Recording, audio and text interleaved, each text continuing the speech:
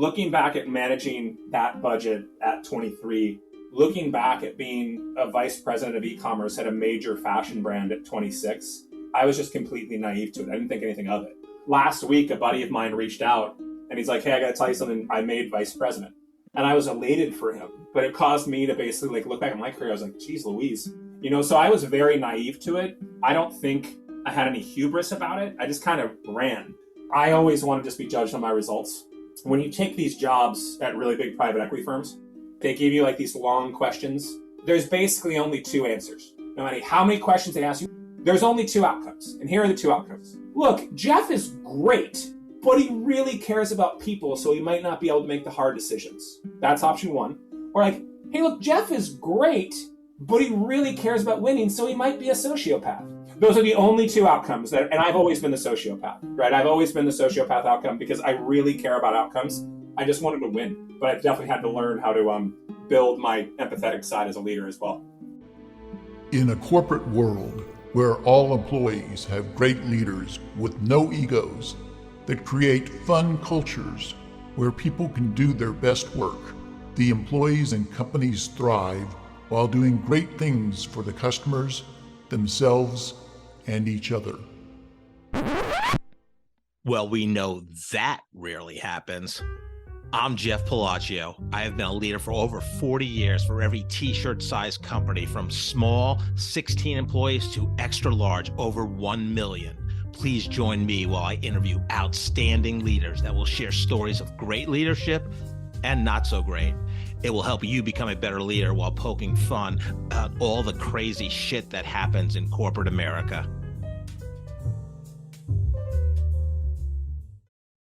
Hi, I'm Joe Deshawn, and welcome to the Corporate Couch with Jeff Palacio. Today's episode is brought to you by Palacio and Partners, providing turnkey podcast creation, hosting, production, promotion, and related creative resources for you and your business. Today, Jeff is interviewing Charlie Cole. Charlie is a private equity-backed CEO who builds and transforms AI SaaS platforms and global consumer brands. He currently serves as the president of XGEN AI, where he has driven 2.5x revenue growth in 5 months.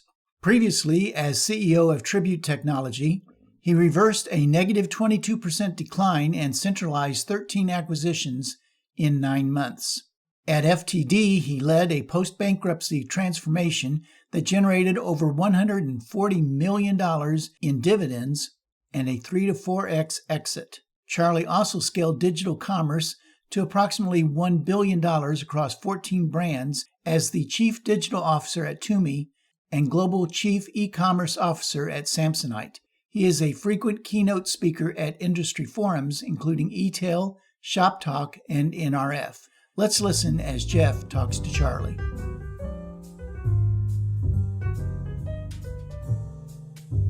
Charlie, welcome to the Corporate Couch this morning.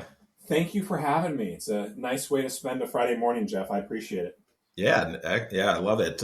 Nick Barkman of Bernstein Rain here in Kansas City introduced us, and you were very quick to respond and want to jump right on. And I'm honored. You have a fantastic career and can't wait to talk about it. And I know in your bio, it's a private equity-based CEO, so I want to delve into that a lot because it's kind of a new term for me. But let's start with something fun. You're pretty active, I know, at least on social media from a LinkedIn perspective. But what even people that know you fairly well, Charlie, what would surprise them about you? I think the thing that is probably the most surprising to me, like even just kind of watching my own evolution, is how emotional kids have made me. Like I have a 7 and a 6-year-old right now, and there's these things that happen that the next thing you know, I'm getting a little misty. Now, I've always been prone to crying at one movie scene in particular. I don't know if you're familiar with the movie Love Actually, but when the son breaks away from Liam Neeson and runs through the airport, oh man, yes, I weep at that scene every time. Like, but then now. Like about 2 months ago, my son, who's 6, we put our kids in jujitsu. And we put our kids in jujitsu for 2 different reasons. We put our daughter in jujitsu because we want to have her to be able to defend herself. And I fought amateur boxing for 4 years. So my wife's like, oh, like maybe she should do boxing. And I'm like, here's the thing, Liz. If a 130-pound woman hits me in the face, it ain't going to do nothing. Right. Like I'm walking through that. However, if a 130-pound woman puts me in an arm bar, I'm in deep trouble. Right. Like, right. And so we put my daughter in jiu-jitsu for self-defense reasons. We put my son in jiu-jitsu for discipline reasons. Right. Like one of the things about martial arts is like, it's not, you don't get to make your own adventure. Right. Like you kind of follow directions. And so the way it works in kids is you move up in belts relatively quickly. And my daughter was moving up a little faster than my son. And the reason my daughter was moving up wasn't because she was better. It's because she was freaking following directions. And so my son tried the hardest I've ever seen him try at anything. And when he got his gray belt, I'm sitting there in the crowd and I just start crying. And I'm like, wow. What has become of me? And so I would say that's probably the most surprising thing I could volunteer that my friends would be surprised by, is that having kids apparently turned me into a big softie. I'm going to admit something here publicly for the first time. I still cry when Frosty the Snowman melts in the cartoon version. In the cartoon version. And I know you worked at FTD, so it was in a greenhouse, and not worked at FTD. You were CEO, but you worked there, right? So it's funny you say that, Jeff. When I introduce myself at like parties or whatever, and someone asks what you do, I usually say work at FTD, and my wife's like, "You're the fucking CEO." Right. But I like saying work. I like saying you work somewhere even when you're running the company. Yeah, I mean, you had a big job, but you did work there. Yeah, I did work there. I worked for them. They didn't work for me. I know you're in the Seattle area now. Did you grow up in that area? More or less. I always feel like I have to over-answer this question, or I feel like I'm lying. I was born in upstate New York. So I was born in the Albany area, Schenectady specifically. Yeah, I grew up in Peekskill, New York, downriver by West Point. Yeah, so my dad was Union College grad. My mom was Skidmore grad. They met in that world. But we moved out here when I was 10. And to my father's dying breath, he passed away 3 years ago. To my father's dying breath, he would tell you that he moved us to Seattle area in 1991 because he anticipated the tech boom.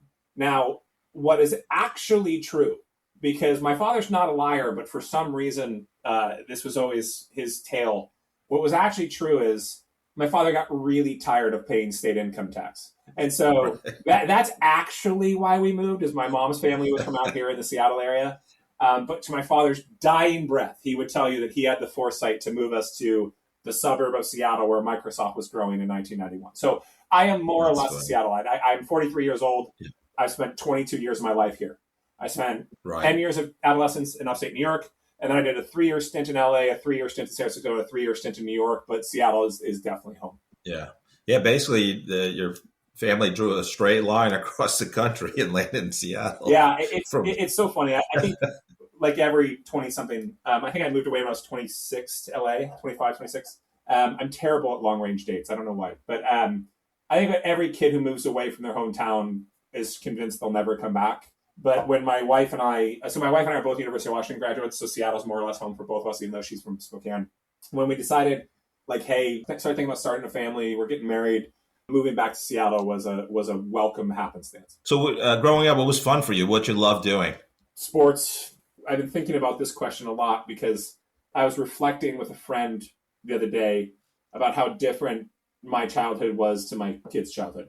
I grew up in upstate New York. We had like 180 acres or something like that. So like my idea of a good time was to go out into my backyard and like throw a football as far as I can and then go chase it, and like throw it back the other way and then go chase it. But I was just outside playing sports all the time. So I was a really good long distance runner, even though I hated it. I was a good soccer player. I was a decent football player, and I was an average basketball player. But basketball was the sport I loved the most. So eventually, when my dad kind of really pushed me to focus on a sport as a junior in high school, I chose basketball, and that led to me playing actually very competitive volleyball. I wasn't good enough to play basketball in college, but I could compete in volleyball. And now at 43, we still play at a Sunday night team, play volleyball, which is I'll tell you a quick anecdote on that front, because it's probably the biggest ego stroke I've gotten in a long time. So we play the Sunday night league. So I'm 43 and I'm the youngest guy on the team, right? It's like our setter is like 58. My wife plays back row for me, and she played at the University of Washington. She's a really good volleyball player. Oh, wow. But we played this team of like, I don't know, Jeff, if I had to guess, the oldest person on the team was 24 years old. Like, it was just a bunch of kids, and they were bouncing, and we split with them. We went 2-2, and we played really well. And the center came up to me afterwards, and he's like, hey, do you still play in tournaments? Would you want to play with us next weekend? And I'm like, oh, God bless you. Like, I was like, this is like the greatest moment of my life, that I just got asked by a 22-year-old to be on his team this weekend. And I was like, no, man, I got kids. I can't play in tournaments anymore. But it was like the biggest ego stroke I've had in a long time. You know, with Zoom, you can't tell somebody how tall they are, but are you tall? I'm 6'4". So I'm tall-ish. Yeah.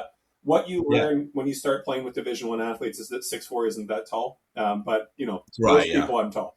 Yeah, that's funny. And it's funny you say basketball, too, because I grew up a little down the road from you in Peekskill, New York, at least your first 10 years. And, when the seasons changed, so did the sports I played. But I loved football. I love baseball. I love basketball. But, basketball is the one you could practice by yourself the most, Well, I have like vivid memories of the elaborate imaginary basketball games I played as a kid, right? Just being in the front yard and, I'm taking personas and, back then I was really into college basketball. And so like, I remember pretending to shoot like LaFonso Ellis's step back and like Rodney Rogers going to it's just like all these guys, as a 9 or 10-year-old kid, you're playing in your front yard. And to your point, like I was having an elaborate 5-on-5 basketball game by myself. But it is a great sport.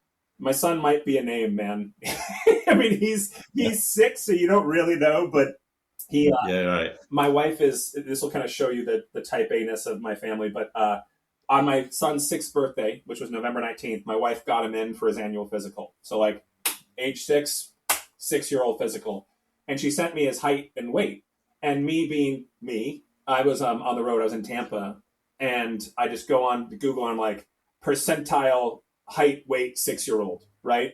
And there's like a CDC calculator. There's like a government calculator. My son is 99.72% height. And so, and he can ball. Like he's coordinated. And so I'm kind of, you never want to push anything on your kids. I think, especially in my generation, like you're really supposed to let kids discover yourself and you never want to push them towards anything, but I'm hopeful that, and he seems to really love basketballs, which I'm not going to lie to you, Jeff, I'm kind of stoked about.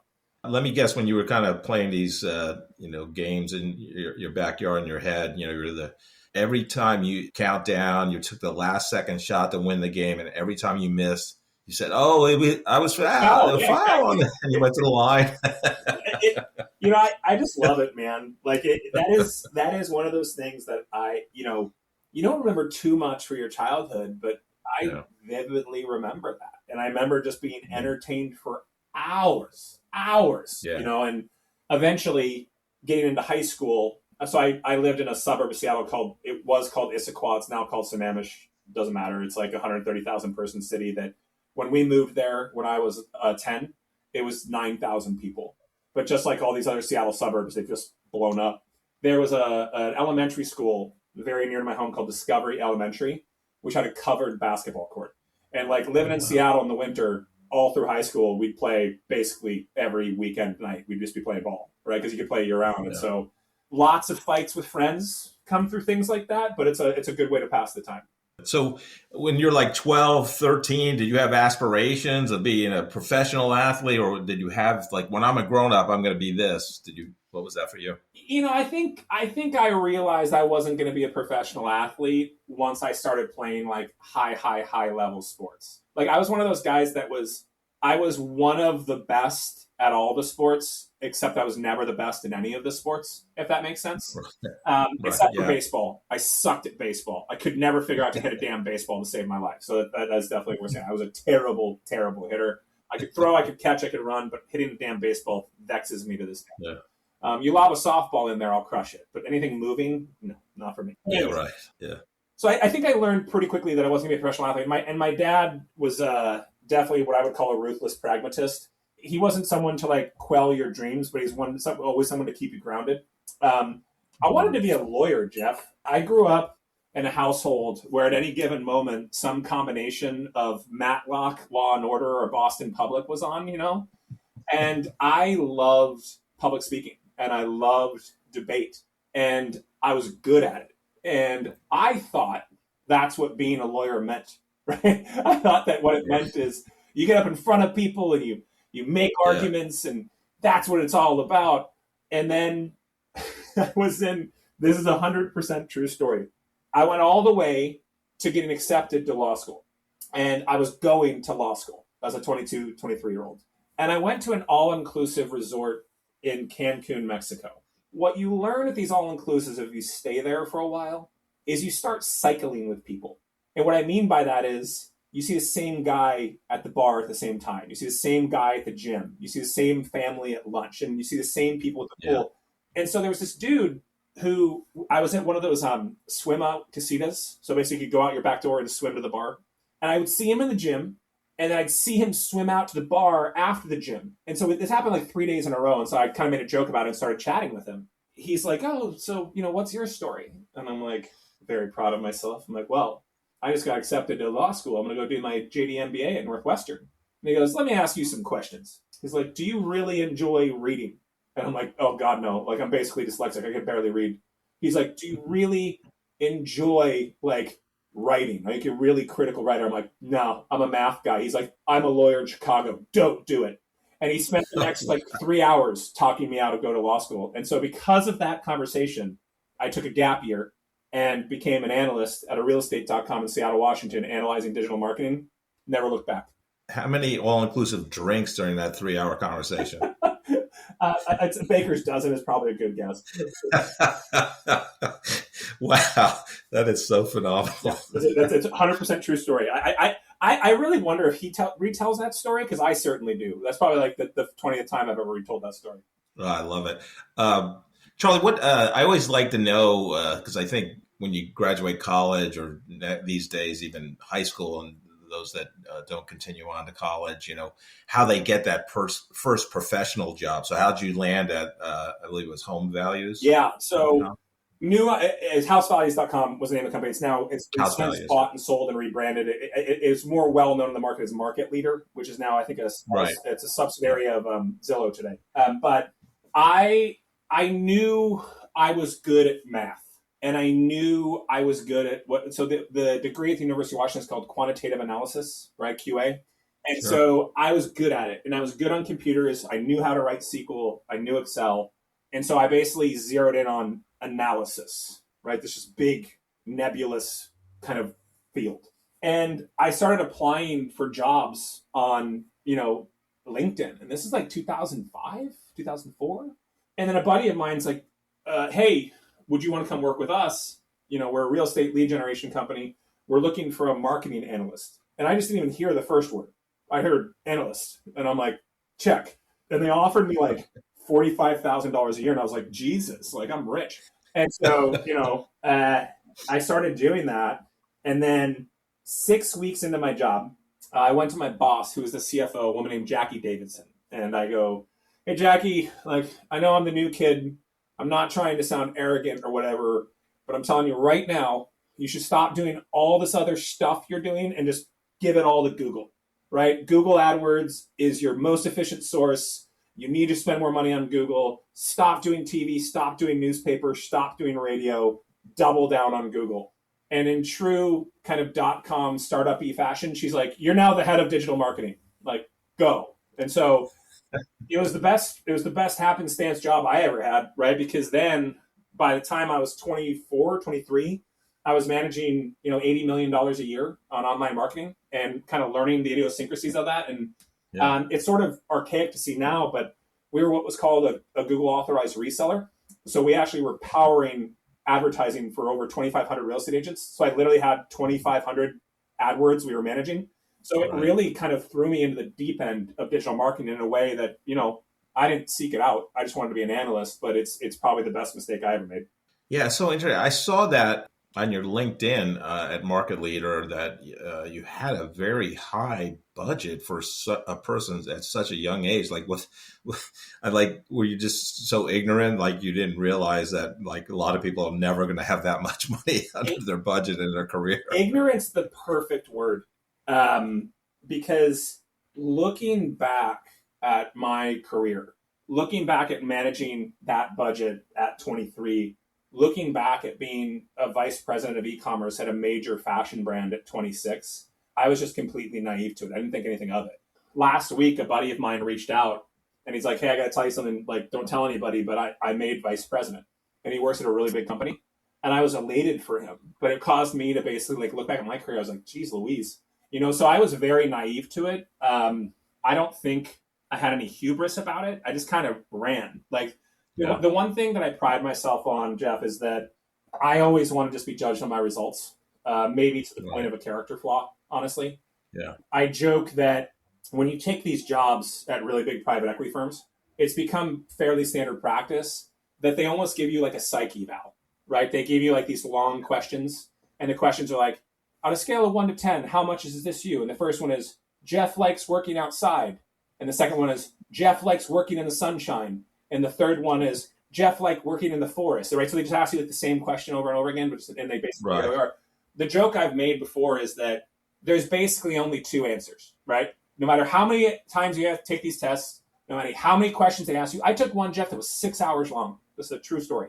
There's only two outcomes, and here are the two outcomes. Look, Jeff is great, but he really cares about people, so he might not be able to make the hard decisions. That's option one. Or like, hey, look, Jeff is great, but he really cares about winning, so he might be a sociopath. Those are the only two outcomes. And I've always been the sociopath, right? I've always been the sociopath outcome because I really care about outcomes. And so like titles and stuff like that, I never chased them, and I was never cognizant of them. I just wanted to win, right? And that's something that continues to drive me to this day. But I've definitely had to learn how to build my empathetic side as a leader as well. Where did you get the passion for math and, and throughout your career, I'm sure even as a CEO, but I mean, you're very data driven. You have a passion for data. Talk about that.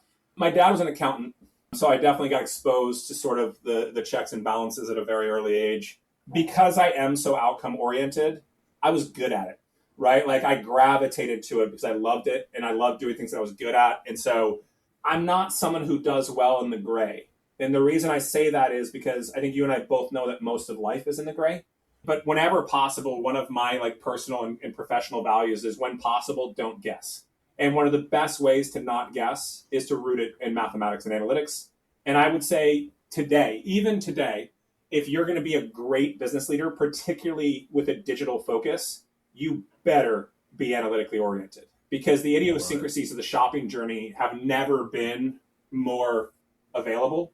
And it's really just up to you to kind of dive into the details. I posted a LinkedIn post, I think on Tuesday, Jeff, where I asked the question to the group, like, what are the questions you wish you could answer every single day?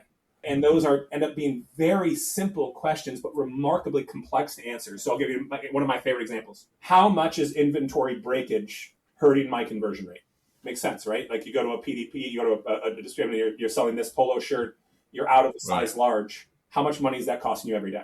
That's a simple question. It is a really hard answer, right? And so like, I think for me, diving into that level of precision has always resonated with me because of my desire to get the right answer as opposed to guess. So I know you kind of played in the agency space a little bit at Integrated Media Solutions. Then you took the role at Lucky Brands. What was that transition like, one working for the agency and then kind of going into that retail world and being the VP of online marketing there? Some of the biggest cultural mistakes I ever made was in that transition. You go from a realestate.com where you're generating leads and you're giving it to a Salesforce and you're selling it, right? So it's like type A, type A, type A. You go to a direct response advertising agency where you're spending $100 million on budgets and you're generating leads and you're making money. It's type A, type A, type A, right? Like so at Integrated Media Solutions, you're buying customers dinner, right? Like I remember being with a client in Boca Raton, like smoking a cigar on a beach after a dinner party. You know what I mean? Like it was just very agency-y, right? Right. And then you get thrown into the world of fashion.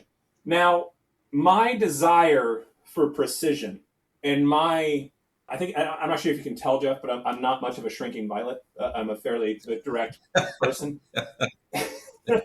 And so that story I told you at housevalues.com about walking into my CFO's office and telling her what to do, that doesn't go over great with a creative director in the fashion space, is what I had to learn the hard way. But I had the world's most interesting dynamic, and I can never do this story justice. My boss was the CEO of the company. He was responsible for the P&L. He reported to the CEO, Liz Claiborne, a guy named Bill McComb, who I still talk to this day. My boss at Lucky Brand, a guy named Dave DiMattei, taught me a lot about fashion and retail. His husband, Patrick, was the creative director. Whew. So I would do things online that would make us more money that our creative director would hate. Let me give you my favorite story. So when I got to Lucky Brand, the top left of the navigation, so think about a website, logo, top navigation. Mm-hmm. The top left thing, whatever you put in the top left of your website, you're basically telling the world, i.e. search engines, this is the most important thing to us, right? So if you're Williams-Sonoma, it probably says cookware. If you're Nike, it probably says shoes, right? If you're, Vuori, it probably says activewear, right? Go to every e-commerce site on earth, look at the top left, and you'll be like, yeah, that makes sense. It's their most important thing. It's probably what they sell the most of. If you go to Away Luggage, it'll say luggage. When I got to Lucky Brand, it said denim. And this bothered me. And I'll tell you why it bothered me. Because if you go into Google and you look at how many people type in denim versus how many people type in jeans, in the year 2009, the answer to that question was 68 more times people type in jeans. So I changed it. And I changed it to jeans, and I didn't ask anybody, and I went on with my day. So all of a sudden, we were ranked number 2 in the world on Google for the search term jeans, and our traffic went up 40,000 people a month. Those 40,000 people bought 2% of the time. So basically, by changing it from denim to jeans, we generated another 800 sales a month in a 9-peak period. Home run, right? When the creative director found out what I did, he was none too happy. And he basically said, Charlie, you are not in charge of brand language. Now, here's the thing, Jeff. He's right? He's right. But I had absolutely no concept of what brand language was. And so I was just this bull in a china shop in fashion and retail, and all the business leaders loved me, and all the creatives and merchants hated me. And I did not have the EQ to manage this situation. So I look back at that job, and we succeeded wildly from a business perspective. But one of the number one things I try to be cognizant of now when I work with young people is trying to be aware of what they don't know. Because I certainly didn't know how to function in a merchant-driven organization. And basically every fashion brand on earth is a merchant-driven organization. But looking back on it, it's probably the biggest learning experience I've ever had in my entire career. And so my direct answer to your question, Jeff, which just to rewind the tape, was how was that transition?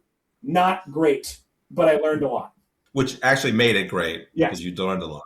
Yeah, so there you go. When I interviewed with Terang, who was my boss at Shift, which we sold direct at Ben Keyser, I'll never forget what he said. He said, hey, look, I don't know anything about digital, and you don't know anything about CPG. If we're willing to sit down and learn from each other, we'll be a great team. And I was just like, boy, do I wish somebody said that to me at the start of my job at Lucky Brand. Right.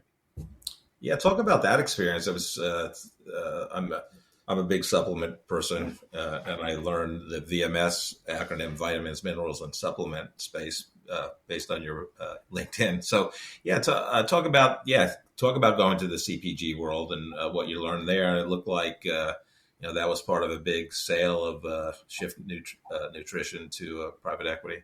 Nothing changed my professional life more than that 18-month experience. People use the word bittersweet. And when I talk about that job, I call it sweet bitter, because I went there and working for Terang taught me more about leadership than I'd ever learned in my entire life. If you had asked me before that job, hey, Charlie, are you a good leader? I'd been like, yeah, I'm a great leader. And I would just like, of course I am. I've been captain of basketball teams, and I was in student government, and now I'm a VP at 26. Of course I'm a good leader. And then when I worked with Terang for a little bit, I was like, wow. And now I know what leadership is. So there was that. It got me exposed to private equity.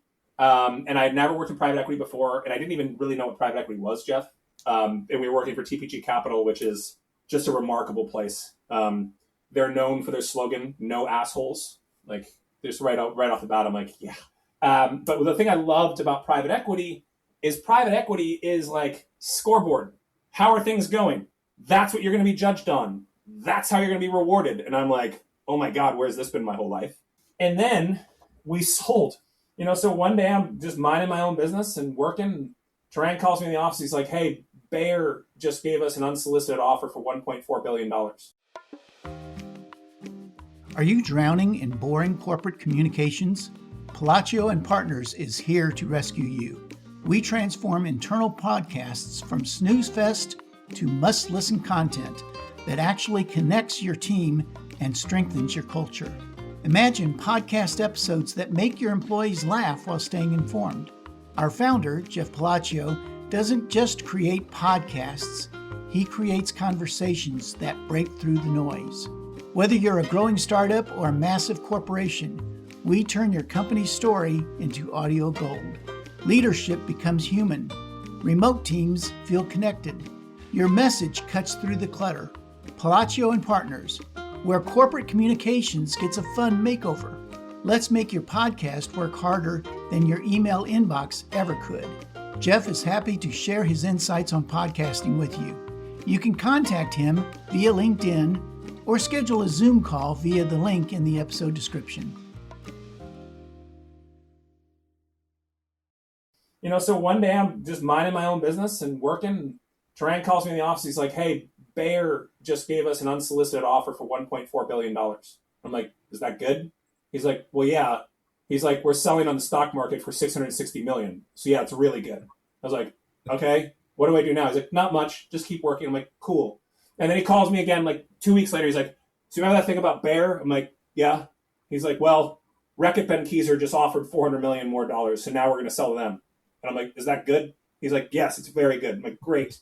And so like all this, I'm getting my elementary school degree in corporate development by proxy. And then the craziest thing happened, which was Reckitt Benckiser buys us. Tarang leaves. Our general counsel, Scott, leaves. I'm still there. They bring in this French guy, and his name is Laurent. I don't remember his last name, Laurent. And Laurent was very cool. And he's like, look, direct to consumer is not a big part of our strategy, right? Digital is not that important to us, which, by the way, is hilarious. But he's like, digital's not that important to us. He's like, we're probably not going to keep you. I'm like, but we'd like you to stick around for 6 months just to answer any questions and get your severance and all that sort of stuff. I'm like, great. They're like, well, the office is in Salt Lake City. Where do you live? I'm like, I live in the Bay Area because that's where the Tarang's office was. And they're like, could you be in Salt Lake for most of the time? I was like, sure. And this is November. So I basically snowboarded in Park City for 4 months straight. And they called me once. They called me one time. It was the best 4 months of my whole life. I had never gone through any of those processes in any meaningful way. But I look back at it, by far the best team I've ever worked with, by far the best leader I've ever worked with, by far the best operating partners I ever worked with was at TPG, a guy named Will Hunsinger. Unbelievable. The reason I started this story with Sweet Bitter is because what a freaking home run of an experience. And it was over in 18 months. So it really is, but it's foundationally changed me as a leader and foundationally changed my career aspirations. So about as good as you can hope for. Yeah, and then it looked like after that you got your first CEO role at the Line. Talk about that experience. This is a good story, and how dumb is Charlie? My phone rings, and it was a 212 area code, and I knew 212 was Manhattan, and I was like, okay, I should probably answer this. And it was before the rampant spam numbers that you get now. I probably wouldn't answer it today, but I did. Right, exactly. But I pick it up, and I'm like, hello? And they're like, hey, it's Adam Pritzker. And I'm like, okay. And he goes, are you familiar with the Pritzker family? I'm like, no. Apparently I'm the one guy on earth who had never heard this before. He's like, I just had dinner with someone. I have this idea for a fashion conglomerate.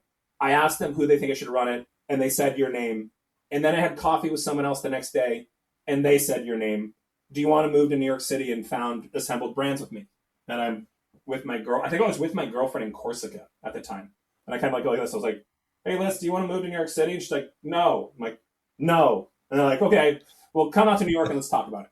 So Adam had this idea, and it's a brilliant idea. And it was so far ahead of its time that I didn't recognize how far ahead of its time it was at the time. I guess you never do, right? But Adam's theory was that all brands need the same thing. They all need accounting and legal and websites and digital marketing and CRM capabilities and technical capabilities and wholesale distribution and supply chain and inventory management. They all need it. But all designers want to do is design. And if you're going to write a great brand, particularly contemporary and above, you want your designer just drawing and imagining. One of the terms that we use that's used in France sometimes is creative loafing, where you literally just sit around and let your brain wander. Now, me as a type A kid at Lucky Brand, I would have been like, oh, you're just lazy. But now I really appreciated what it takes to be a great creative. And Adam was right.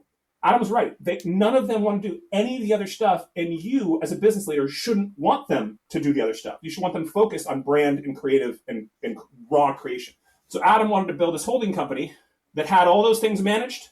And then we just found designers. And the line was a multi-brand retail play that would sit on top of that. And it would basically serve as a fishbowl to allow us to see the brands that we create and how they work, right? And we put an $800 cashmere sweater in between a $2,000 Loro Piana and an $80 Vince and see how they gravitate.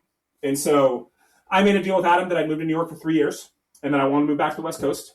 And just a crazy experience, right? Working in luxury fashion in New York City as a 30-year-old guy, living with my girlfriend in Chelsea, one of my favorite periods of my life. We built a lot of great value. We created a couple of really legendary brands. One of them, Kate, still around today and really thrives. It was sort of my first foray into real true leadership and also my first foray into real true entrepreneurship. So another one of those real foundational kind of experiences. Yeah. So then you moved back and you worked for Toomey, I believe, after that. Yeah. So yeah, I moved back to Seattle. By the way, my wife and I drove cross country and we weren't in a rush. It was such a cool experience. Yeah. I cannot recommend it enough. And it wasn't one of those things we have to get across in 3 days. I think it took us 11 days. We had our yellow lab with us. We stayed in Kimpton hotels because they allowed 90-pound yellow labs. Just awesome experience. Yeah, nice. So I get back to Seattle. I knew I wanted to live on the West Coast. Similar situation. My phone rings and it's a guy named Jerome Griffith. Jerome's like, hey, I'm the CEO of Toomey. I need a new chief digital officer and everybody says I should hire you. And I'm like, okay, before we go any farther, I am not moving back to New York City. And he's like, cool, you're a digital guy, we'll figure it out. They fly me out there and it was Christmas Eve. So it was December 23rd. I was on the first flight out of Seattle that basically gets you into Manhattan at 2:33. I was going straight into the city. I was going to meet with Jerome and I was on 8:30 home. So I was literally just flying out there to do a 2-hour meeting and I'm going home because it's freaking Christmas Eve. My 1-hour meeting with Jerome turned into 2.5. And now, fortunately, he was smart enough to say, take the Long Island Railroad to Jamaica, get on the JFK SkyTrain. It's by far the fastest way to get there at rush hour. He was right, by the way. It's still true. Still true, everybody. And Jerome was another one of those guys that just changed my life. Because he's like, look, this is what Toomey is. We're a premium company. It's all about distribution. We don't over-index in wholesale. We have to understand the marriage between digital and retail. He just laid it on the line, right? And he did it in a way that, in a non-Machiavellian way, Jeff, he was telling me what he wants me to do and not to do, right? What he wants me to over-index on and not worry about, which I think is an underrated thing about leadership, by the way. And so another one of those sweet, bitter situations. I take the job. We're crushing it. 7 months in, Jerome's like, hey, so Samsonite just bought us. I'm like, okay. But so this is my third exit. Integrated Media Solutions sold. Schiff obviously sold, and now Toomey sold. Of my 3 exits at the time, I can confidently tell you, Jeff, it's the one that I just got pure freaking lucky. Right place, right time. But because of that, the Samsonite CEO comes in and he's like, what do you do? I tell him what I do. He's like, what do you want to do?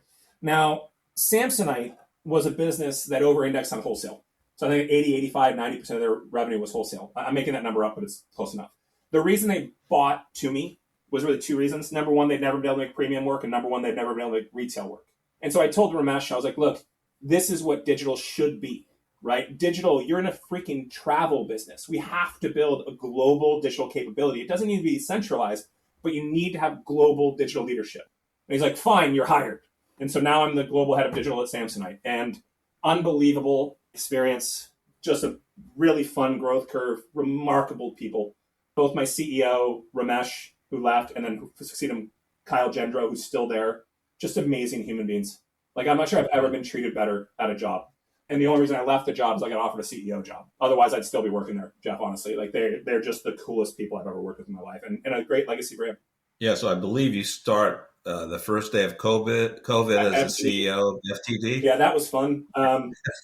Well, and who orders flowers during COVID? Everyone is the punchline. So we were moving to Chicago.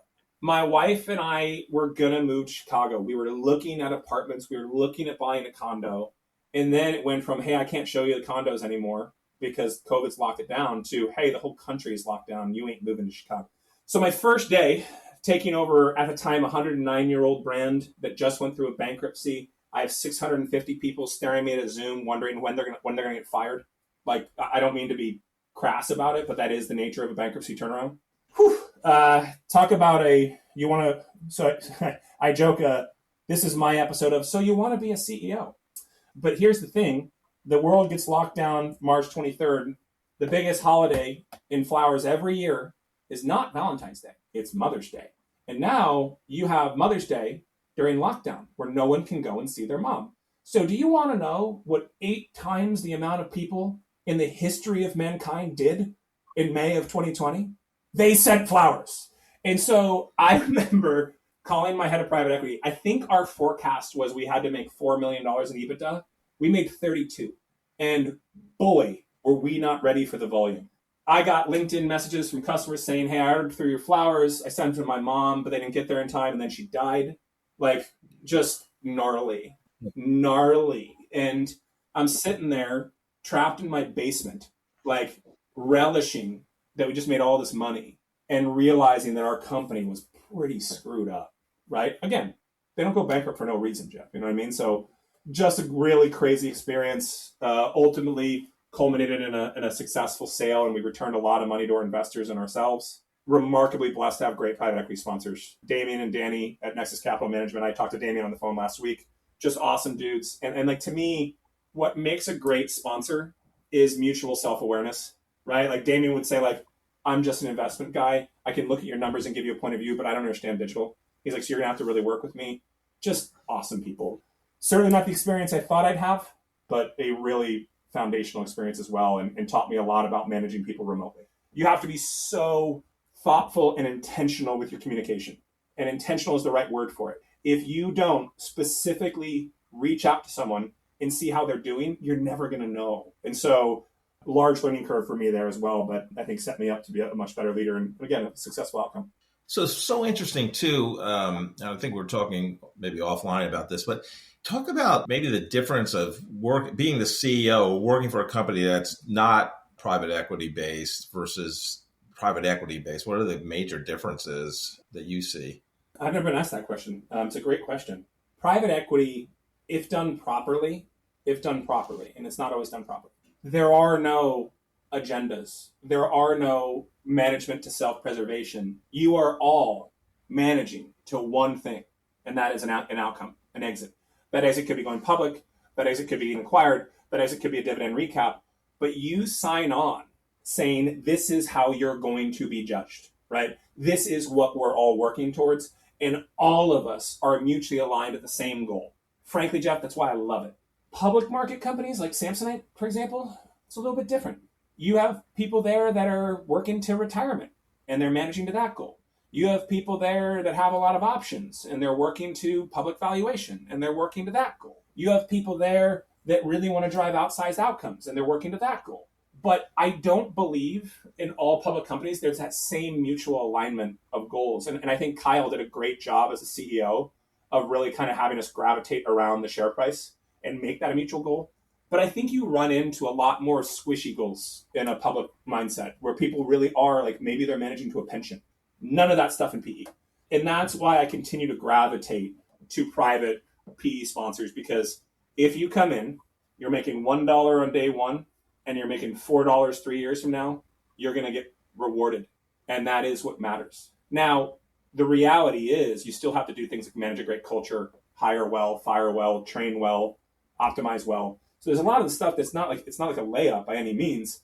But I think people sometimes think of private equity as financial engineering. Candidly, Jeff, it's bullshit. Private equity, the only reason someone's going to buy your asset is if you make a great freaking company. And that's what the best PE sponsors really think about. And so that's why I keep coming back, honestly. It's why I love doing it. After FTD, did another CEO stint at Tribute Technology. So this recruiter calls me on Partners. I actually just talked to one of the guys yesterday, Sean. Like, hey, do you want to be the CEO of Tribute? Now, it's worth noting most people in the world don't know who Tribute is. I did. The reason I did is we at FTD actually were a flower backbone for them. So I knew Matt Frazier. I like him a lot. I still like Matt to this day. He's a great dude. Do you want to be CEO of Tribute? And I'm like, no. I was like, I don't want to work in flowers anymore, and I certainly don't want to work in death care. So the next call I get is from Anna Tai, who's now no longer with Carlyle. She was the investment lead at Carlyle. She's like, hey, come out to Washington, D.C. Like, let's talk about this. Let's actually tell you why we think it's a good idea. Now, it's worth noting, at this exact same time, I was being recruited for another job, which was the CEO of a consumer brand. And I loved the brand, and I was pretty excited about it. Like, I was going to do it. But when I went and met with some of the investors, I kind of got and this isn't meant to be an insult, Jeff. I got kind of like a transactional vibe, which is okay, right? Like again, PE can be very transactional. When I went out and met with Carlyle, and I met Anna Tai, and I met Matt Anderson, their chief digital officer, I'm not sure I've ever felt more appreciated and welcomed in my whole life. They treated me like a partner right away. They put the cards on the table in a way that was almost uncomfortable, right? Like, here's what's happening, here's what's not happening, here's what needs to happen, here's what good looks like. And Anna was like, look, it's like a 2-year turnaround, man. Like, come in and do it for 2 years, and let's just see where we're at. So then my other job, I get a job offer. And I have been having this conversation with this job for 4 months. And the entire time was, you're going to have to go down to LA for probably like a day or two a week. And my wife and I talked about that, and we were fine, right? Cool, we can manage that. I get my offer letter, and with absolutely no prompting at all, they're like, you have to relocate your family to California. And I was just like, okay, like, if they're kind of willing to do that, what else would they be willing to do? You know what I mean? Like, and they had a really good reason. They're like, look, we've evaluated our companies over the last 2 times. This is just on the other side of COVID. They're like, and we're going to make all of our companies do an return to office, including this one. So I don't think it was intentionally like nefarious. I think it was just bad circumstance, but it didn't feel right. My wife's like, I'm not doing it. She's like, no, I don't trust these guys. I'm not doing it. Meanwhile, Carl, I was like, what do you need? So I went and did it for 2 years, Jeff, and here's what I learned. First time managing a SaaS business, really fun. Having 9,000 clients instead of 9 million was really cool. You know what I mean? Like, when you're running an e-commerce website like Toomey, you have all these people doing orders. I got to meet these funeral home owners. What a freaking noble profession, man. The thing that I didn't appreciate is almost to a point of unbelievableness is how much funeral homeowners care about their families that they support. Yeah. Nothing we did, nothing mattered unless it made the family experience better. And once we gravitated around that, we had great success. So we took a business that had been shrinking for 2 years, got it back to growth. I transitioned out at the end of October, and Carla and Anna and Matt continue to be some of the most noble human beings I've ever worked with. So not the experience I expected, wasn't the experience I was looking for, learned a ton and gained a lot of respect for the people that I worked with. And the company's now doing really well. And I talked to the CEO last week, Craig, who was my operating partner. So a great unexpected experience that I wasn't looking for. It definitely takes a special type of person to be a funeral director, for sure. I don't think people get it, man. Like, I certainly didn't, right? Like, you think about like the somber conversations and you think about what a ceremony looks like, but you cannot fathom how much these people care. And in the business, in some ways, Jeff, if you thought about it from just a ones and zeros perspective, they leave a lot of money on the table because they care so much. They will sacrifice profit to make your experience better. In a lot of ways, it's a little refreshing. So now I think we're caught up to the present at XGEN AI. So talk about that, what you're doing now, Charlie, and what's fun for you, what's some challenges. Well, so when I left Tribute, me being me, I think my last day was Halloween. So on November 1st, I call a bunch of people.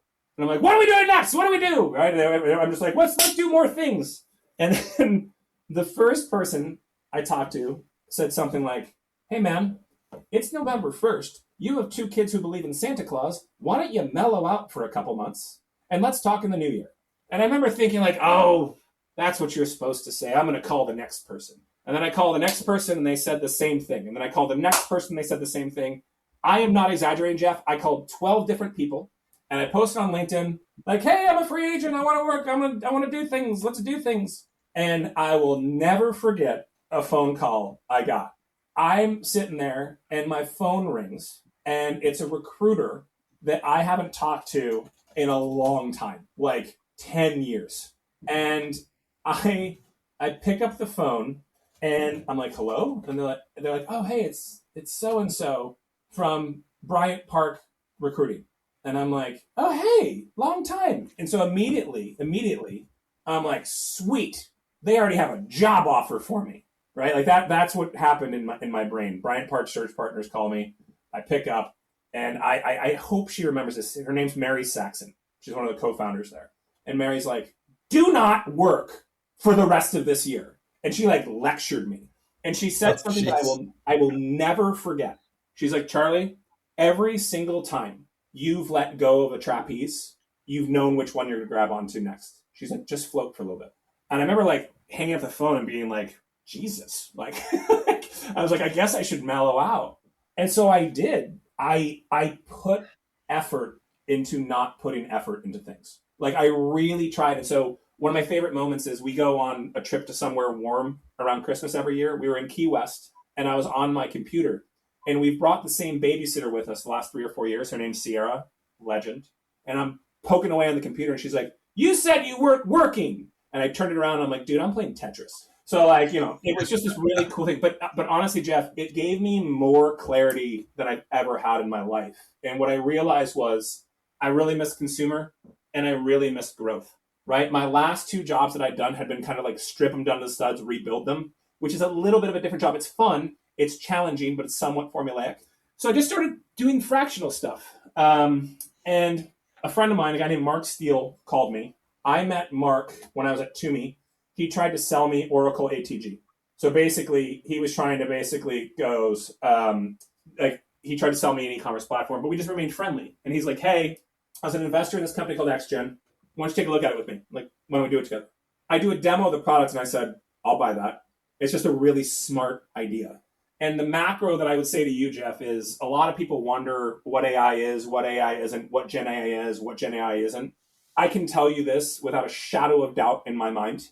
The e-commerce technology stack that I have grown up with all the way back to Lucky Brand has largely been unchanged. We're using the same e-commerce platforms. We're using Salesforce and Oracle and Hybris and Shopify came up like 10 years ago. And there's like commerce tools and there's these ones.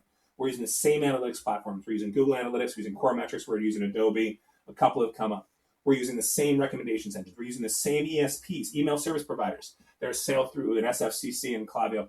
I am 100% convinced that the entire software stack is going to be disrupted by AI. And XGEN has put themselves at the forefront of that, specifically as it pertains to front-end optimization. So I like to tell people in the most simple way possible, like, my job is to make you more money. If you have 1 million people on your website today and you're making $1 million, you'll have 1 million people on your website tomorrow and you'll make 1.2 million. That's what we do, right? And we do that a variety of ways. We do that via site search. We do that via PLP personalization. We do that via recommendations. We're launching an email recommendations product. We acquired a company about 2 months ago now that is kind of getting us into the answer engine optimization world.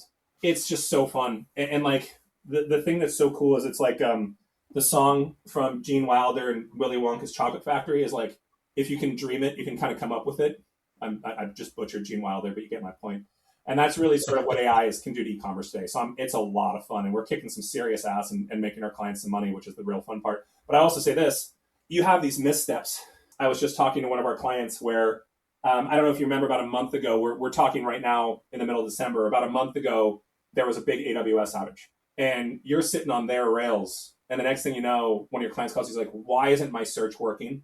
And you can't just be like, well, it's Amazon's fault. I mean, you have to salute stuff, but like it's you live and die with every client, which is, for me, it's exciting. Like we're in the middle of an A/B test right now with a really large fashion brand, and we're winning. And I was up till 9:00 last night with Julian, our head of product, figuring out how we could win by more. So I really am enjoying it, and it's a little more early stage than I'm used to. I'm kind of on the SaaS side. There are times, Jeff, where I look at what if some of our clients are doing in their e-commerce business, and in my head, I'm like, don't do that. right? But that's probably the hardest juxtaposition I have to live with. Right. Yeah. If you had a magic wand, what would be your, if we fast forward a year from now, December 2026, what has XGEN AI done? I want to double down on what we are doing. So I want to be known as by far the best search and personalization provider in the space. And I also want to be the person that makes answer engine optimization, generative engine optimization a real thing. Let me unpack that last thing because it's a little jargony.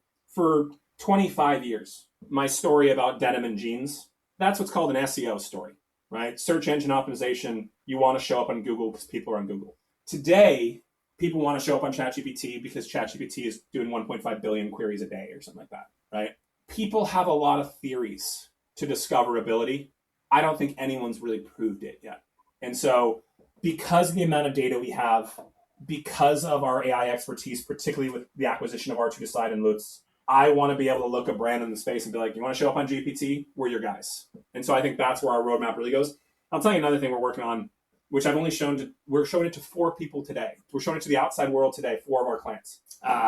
The other thing, and this is a total homage to my cultural disaster at Lucky Brand. Hopefully this shows how much I've learned. Maybe, maybe not. We're launching this thing that Lutz and I call vibe merchandising. Vibe coding is like all the thing where you kind of like talk to GPT and have it spit out stuff and you kind of just vibe with it. The reality is this, and it's, again, a total homage to my Patrick Dave dichotomy at Lucky Brand. The right answer analytically isn't always the right answer, right? AI is really good at an analytical right answer. Show this product next because it has the highest propensity to transact. However, when you're a brand, when you are Coach, when you are Away Luggage, when you are Valentino, when you are Sonos, your point of view is what differentiates you. In a world where Amazon and TikTok have commodified everything, right? Everything. You can go on Amazon right now and buy anything you want. Anything. Caviar, Wagyu beef, socks, doesn't matter. Everything's available. The only thing that makes a brand special is its point of view. So we can't lose that as an artificial intelligence software company. And so we want to basically give our clients an easy way to talk to the model. And be like, hey, model, red's a big thing for us this quarter. Over-index on red. Hey, model, we just launched this new collection. I don't care if it's not working quite as well. Give it some more discoverability. And so this marriage of art and science that I alluded to as this paradigm of my career is now being ingested into this software in a really, really cool way. So if we can pull those 2 things off, if we can make vibe merchandising a thing, and we can make AEO discoverability a thing in 2026, then this company will be 3 to 4x its size and we'll be happy. Yeah, love it. It's fascinating. I mean, it's the world we live in today with AI, obviously Gen AI, but, performance-based AI too. But so, Charlie, tell me, I love helping 2 groups of people. One is that recent college graduate or even high school, and they're searching for their first professional job and beginning their professional career. What advice do you have for them? First thing I would say is meet as many people as possible. Networking is one of those things that it's oh yeah, of course you should network. No, freaking network, right?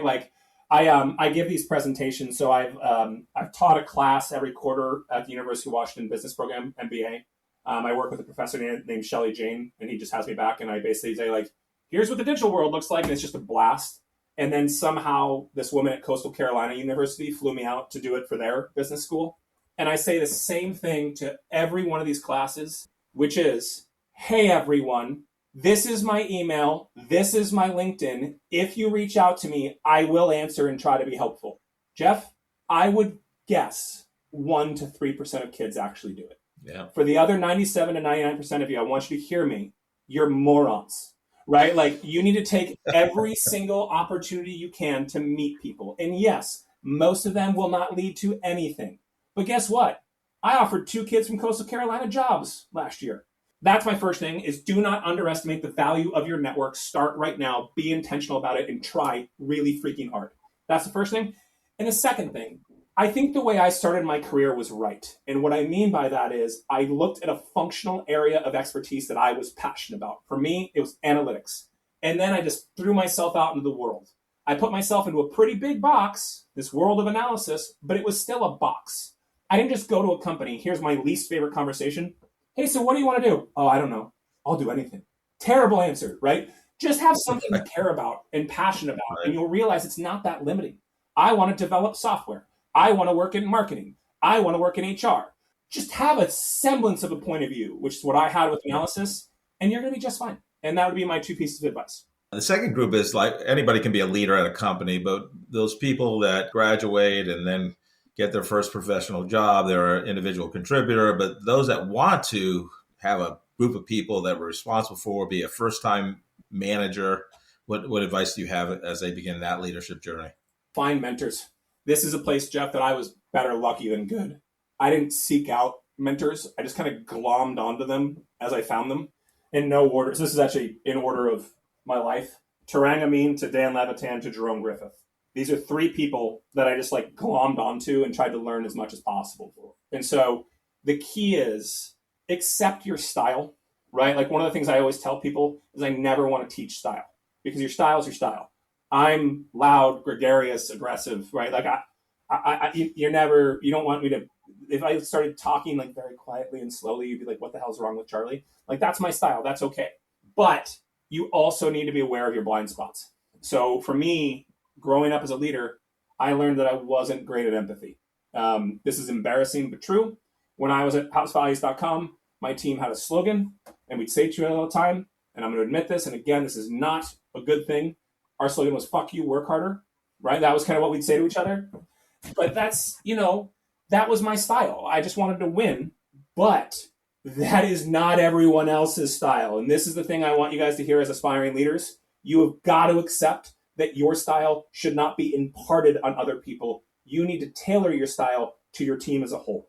When you're working with developers, it's going to be a little bit different than working with creatives. It's going to be a little bit different than talking to HR. It's going to be a little bit different than a board meeting.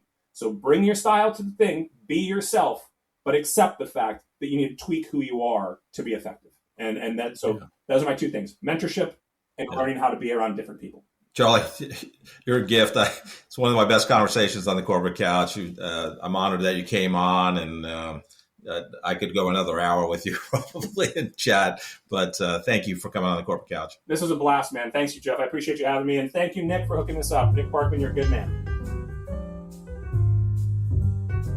First of all, when somebody goes by Charlie versus Charles, he's a stand-up person. I'm just going to tell you. And it brought back, and you'll remember, Joe, one of my mentors that was a consultant for me and you twice, and then I worked for his company, was Charlie Stryker. Charlie Stryker. I haven't thought about him in a long time. Dr. Charlie Stryker got his doctorate in computer science at NYU. Brilliant guy, but he was also funny. Mm-hmm. Like he just crazy funny. He was laid back. I mean, just a great leader. And I miss Charlie. He passed. God, it's got to be 5 years ago when he unfortunately fell off a long ladder at his house. But anyhow, go back to Charlie Cole. The guy was just so great. Like he, again, reminded me of Charlie Stryker in this way. Like he was the CEO at FTD.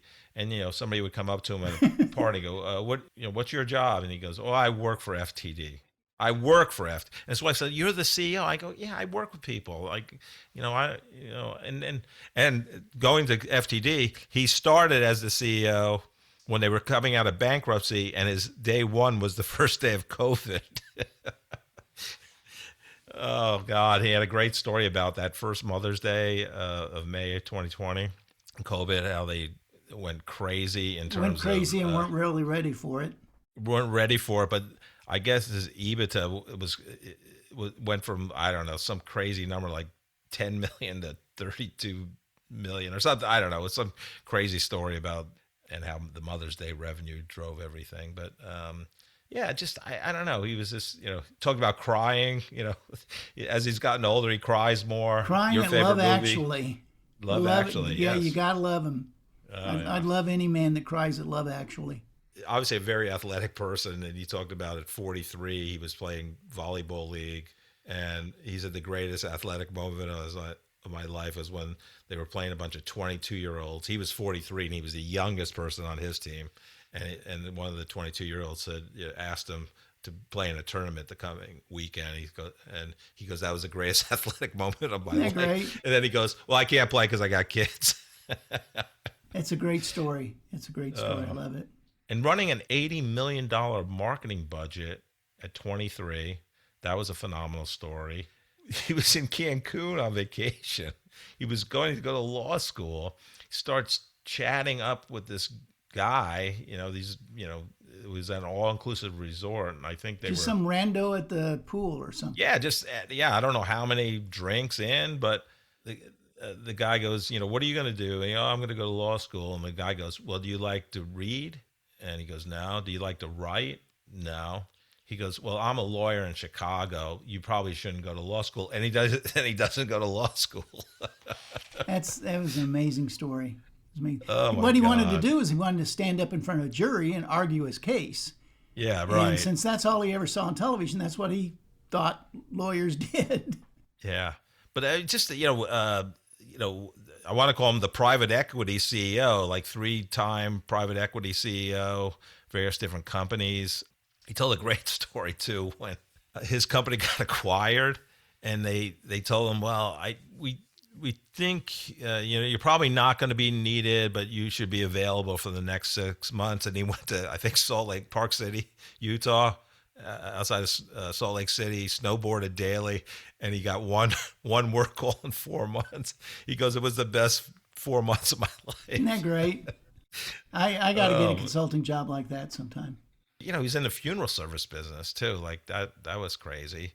And then what he's doing now, that XGEN AI leading that company and what they're going to do in the e-commerce retail space, I think it's going to be phenomenal. So I actually introduced him to some of our Robot co-founders, Christina and Matt Loftus, to see maybe they can help each other. So anyhow, what was your take from Charlie's episode? It was a great interview. He is an amazing guy. Tons of stories. We need to have him back on sometime, just so he can just sit back and just listen to his stories. Did you ever have a grandfather or an uncle or something like that you could just sit on the floor in front of him at a family reunion and just listen to all the stories? And I kind of envision Charlie like that. He's just loaded with stories like that, and every one of them has a punchline, has a meaning, has an application in life.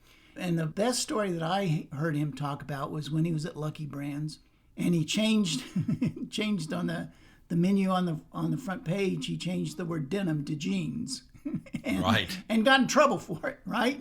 You're a digital guy. What do you know about marketing? Right. And he was actually able to isolate the people that clicked on that increased the sales, and he could actually point to the number of dollars or number of sales that increased as a result of that one change, just changing the word denim to jeans. The moral of that story, I think, is a little bit hidden, but I think it's this. If you're in industry, be very, very careful about terminology that you use internally within your company that may or may not translate well into the outside world. Because every industry has them. We had them at Sprint. We would call things something, and nobody else called it that. And every industry has something like that. I'll give you an example. One of my biggest pet peeves, one of the guilty pleasures I have is watching reality cop shows like Cops and On Patrol Live and shows like that, where essentially a camera crew just follows a policeman around and just records what they do, and then they edit it down and put it on television. And what I see a lot of times is this. They come up to a scene where somebody appears to be injured, and they have to assess the injuries of this person. And there's a lot of confusion, a lot of anxiety. It's a very, very heightened scene. And the policeman will say this. He'll say, "Do you need EMS?" And the people are confused. They don't know. Like, what the hell is EMS? What is this, right? Well, because EMS is what the policemen and law enforcement and first responders refer to it as. It's emergency medical services, but nobody calls it that. Instead, don't say, "Do you need an EMS?" Say, "Do you need an ambulance?" Right? Because that's what you're really asking for, and that's what people will understand. It's entirely unambiguous, and everybody will always understand that. Yeah, if you're talking to another law enforcement officer or an EMT, you can say whatever. You can say whatever you want, whatever your culture says. But when you're out in the public, they don't use the word EMS. I don't know. Joe or Joanne Jones. Yeah. And it's the same thing in your industry, Mr. Listener to the Corporate Couch. you've got some terminology like that. You know you do. You've got terminology like that. And you need to assess whether or not, and it may take a Google search or something, but you need to assess whether or not that's the thing that other people are calling it. Right. You know, maybe you need to read some verbatims from your marketing research, or you need to do some Google searches, or you just need to use your common sense. Right. What do other people call this thing? Like, what the hell's denim? Like, who says denim? Who says denim? I'm going to go to the department store and buy me some denim. No. You can say, I'm going to go and buy some blue jeans. Yeah. Or jeans. Or jeans or something. Because they're multiple colors now. They are. Okay. Well, anyway. Joe, what's going on in your life right now? It was a great interview. I loved it. What's going on in my life right now? You know, a lot of people my age right now are picking up the game pickleball, right? Oh, yeah, it's hot. Pickleball is kind of like tennis light, you know, or it's kind of a combination. Or ping pong heavy. Ping pong heavy, tennis light. It's meeting that little niche in there. I found a new game that I'm going to take up, and it's called Quiet Tennis. Quiet Tennis. What's that? The neat thing about Quiet Tennis is there is no racket. Thank you so much for listening to this episode of The Corporate Couch. If you enjoy the podcast, I would love for you to take 2 minutes out of your day to rate us 5 stars and write a review. Please join me next week to learn from another great leader sharing their professional journey and insights.